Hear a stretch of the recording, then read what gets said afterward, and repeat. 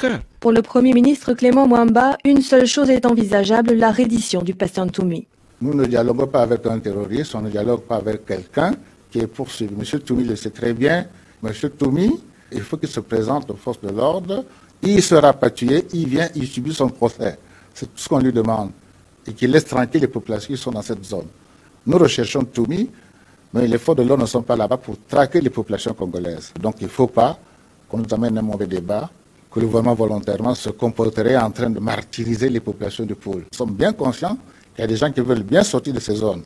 Nous sommes également conscients que lorsqu'on fait sortir certaines personnes de ces zones, il faut en avoir le cœur net, que c'est bien des gens qui ne sont pas des faux ninjas déguisés, qu'une fois arrivés à Brazzaville se transformeraient en poseurs de bombes. Difficile d'engager un dialogue dans ce climat de méfiance. À Brazzaville, Jean-Baptiste Ntondo, un proche du pasteur Ntoumi, assure être dans la capitale pour des prises de contact. Mais on est encore loin du dialogue, tant les visions du règlement de la crise sont opposées.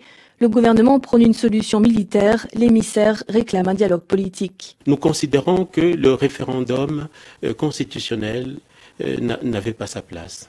Et c'est ça qui a fait qu'il y ait des problèmes. Ensuite, il y a eu l'élection qui a été truquée. Le problème du Congo est un problème politique, c'est pas un problème judiciaire. Le patient lui demande que la réponse soit faite autour d'une table, que tous les Congolais s'assoient, qu'il y ait un dialogue inclusif pour qu'on règle ce problème. Une semaine après cette interview, Jean-Gustave Ntondo a disparu et serait depuis, selon ses proches, retenu par les services de sécurité.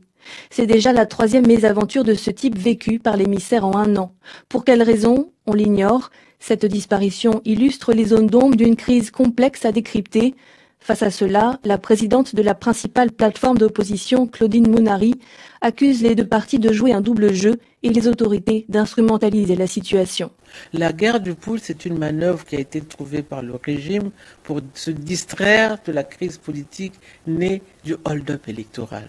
Ntoumi est soutenu par des ailes de l'armée, des responsables politiques, je le dis. Vous me direz, j'en ai pas les preuves. Oui, j'en ai pas les preuves, mais je me pose des questions de simple bon sens. Où est-ce qu'ils trouvent l'argent?